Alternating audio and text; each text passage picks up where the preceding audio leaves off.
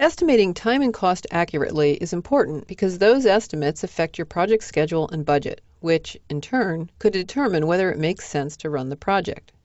If your estimates are low, a project might get approved when another project would deliver better results. In addition, low estimates make meeting expectations almost impossible. If you estimate too high, a worthwhile project might not be approved, or a project could take longer and cost more because people tend to take the time and money you give them.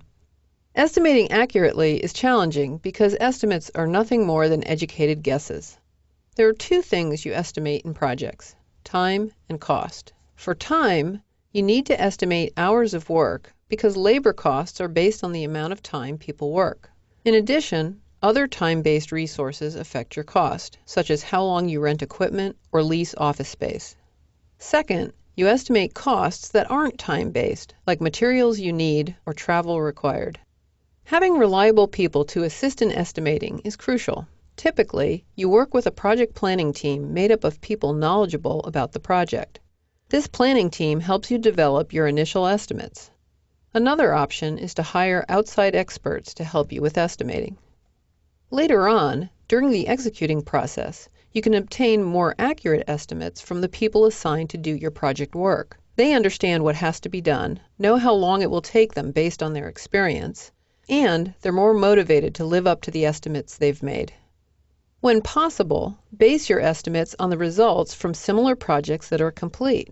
If that isn't possible, there are several techniques you can use for estimating. With parametric models, you calculate work and cost based on some measure, such as the number of square feet for construction. It's a pretty easy approach because you can enter your numbers into a spreadsheet or program and get a quick answer. The disadvantage is that you can only build a parametric model when you have many similar projects in your database. The Program Evaluation and Review Technique, abbreviated to PERT, uses the best, worst, and most likely results to estimate a project. It's a good approach if a project is unfamiliar or has a lot of uncertainty. Estimators think about what can go wrong or right with tasks, which helps produce better estimates. The Delphi technique counts on several heads being better than one. First, you ask several experts to produce estimates independent of one another. You then share the results with the group, keeping the estimates anonymous. You keep them anonymous as you don't want anyone to be influenced by the reputation or authority of a co-expert. You then ask each expert to estimate again.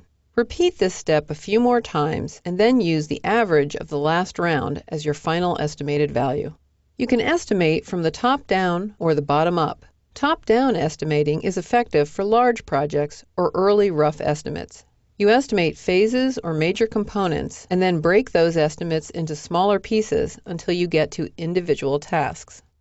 Estimating from the bottom up means you estimate each task and then add them up until you have the estimate for the entire project.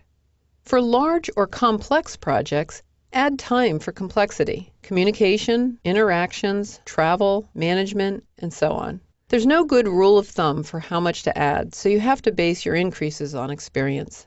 On the other hand, watch out for people adding time to their estimates as a safety margin. The best way to prevent these issues is to set aside time and money that everyone can share. Contingency funds can be used if a task needs more people to finish on time, for example. You can use contingency time, too. In fact, critical chain project management includes time buffers to help deliver projects in less time than you could otherwise. Consider the project you're working on and decide which estimating method makes the most sense. Then, identify the people who can help you estimate.